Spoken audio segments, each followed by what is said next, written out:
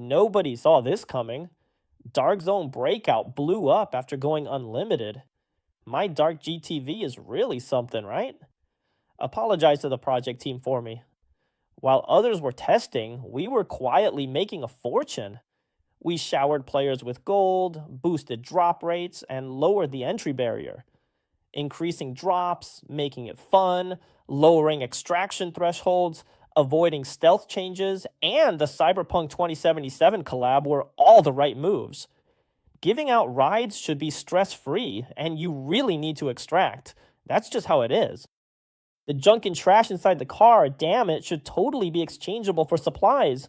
Man, what they've done here is just beautiful. As for Carmona, what can I say? The Dark Zone these past few months is like a completely different game compared to before.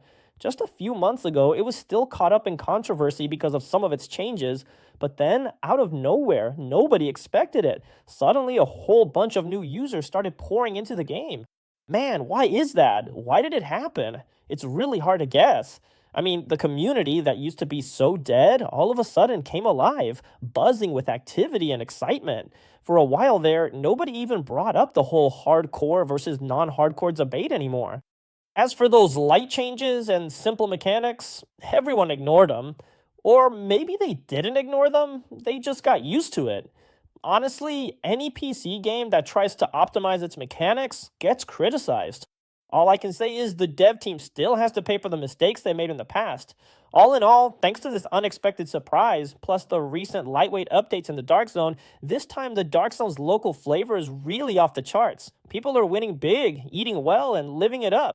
They're eating even better than the dog walking players over in CS2. Seriously, that's you. Just look at it. Gang wars, player uprisings, revenue doubling, daily active users skyrocketing. It's music to the ears. So here's the question. Why was Arknights able to pull off such a huge success this time?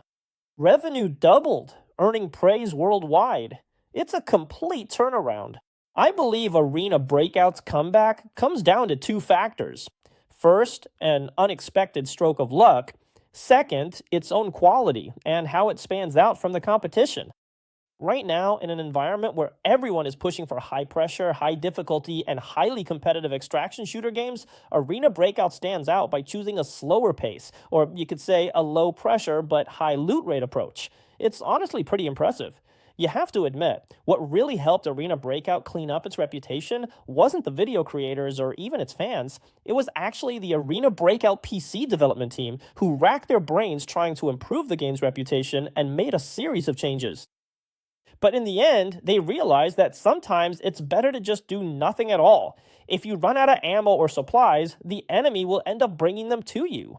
Another reason for this is you have to admit, whether it's the recent events, the increased loot rates, or changes to the game mechanics, all of these were actually set up in advance, right?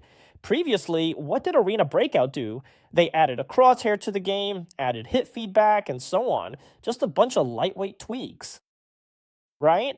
Many spots on the second map now have bulletproof glass. Despite no hit feedback, you can keep a round chambered now. Many claimed Arena Breakout was losing its edge, the maps were doomed, and the game would die. But actually, these changes worked.